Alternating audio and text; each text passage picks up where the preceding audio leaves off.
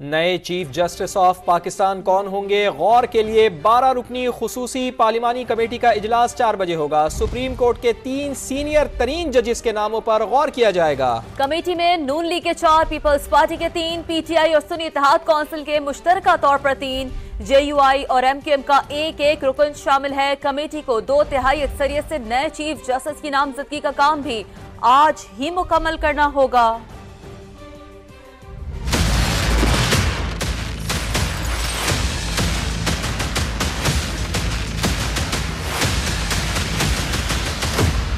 छब्बीसवीं तरमीम सुबह आइन का हिस्सा बनी। नए चीफ जस्टिस की तकर्रुरी के लिए शाम ढले तक 12 रुकनी पार्लिमानी कमेटी बन गई। कौमी असम्बली सेक्रेटरीट से नोटिफिकेशन जारी। 8 MNAs और 4 सेनेटर्स कमेटी के रुकन। मुस्लिम लीग नून के 4, पीपल्स पार्टी के 3, MQM और JUI का एक रुकन शामिल। PTI और सुन्नी इत्तेहाद काउंसिल के मुश्तरका तौर पर 3 अरकान होंगे।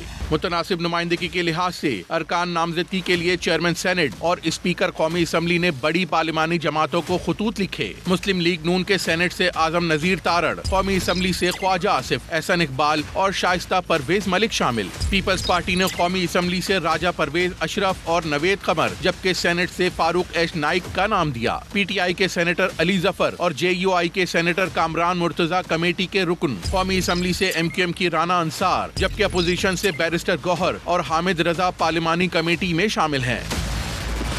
पार्लिमानी कमेटी को 2/3 अक्सरियत से आज ही नए चीफ जस्टिस का नाम फाइनल करके वजीर आजम को भेजना होगा। वजीर आजम फाइनल किया गया नाम मंजूरी के लिए सदर मुमलिकत को अरसाल करेंगे और सदारती मंजूरी के बाद नए चीफ जस्टिस की तकर्रुरी का नोटिफिकेशन जारी होगा। तहरीक इंसाफ का खुसूसी पार्लिमानी कमेटी के इजलास में शिरकत न करने का फैसला। सियासी कमेटी ने पार्टी पॉलिसी के खिलाफ वोट देने वाले अरकान के खिलाफ सख्त कार्रवाई की मंजूरी भी दी है। शेख वकास अकरम के मुताबिक PTI का कोई भी रुकन खुसूसी कमेटी इजलास में शिरकत नहीं करेगा। तरमीम के हक में वोट देने वाले अरकान की रुकनीत मनसूखी समेत तादीबी कार्रवाई होगी। पार्टी से रवाबित मुनक़ता करने वाले दीगर अरकान को शोकॉज नोटिस जारी किए जाएंगे। चेयरमैन बैरिस्टर गौहर का कहना है कि हम सियासी कमेटी के फैसलों पर अमल करेंगे।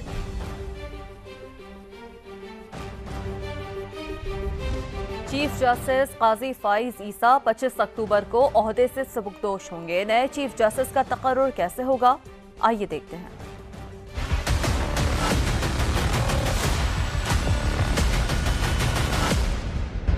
26वीं आईनी तरमीम मंजूर होते ही पार्लिमान का कड़ा इम्तिहान। नए चीफ जस्टिस ऑफ पाकिस्तान की तकर्रुरी का अहम मरहला। 25 अक्टूबर चीफ जस्टिस काजी फाइज ईसा के ओहदे से सबकदोशी का दिन। हुकूमत को 22 अक्टूबर तक नई तकर्रुरी का नोटिफिकेशन जारी करना होगा। आईनी तरमीम के तहत 3 रोज का वक्त सिर्फ इस मर्तबा नए चीफ जस्टिस के तकर्रुर के लिए। आइंदा नए चीफ जस्टिस के लिए पार्लिमानी कमेटी के पास 15 दिन होंगे।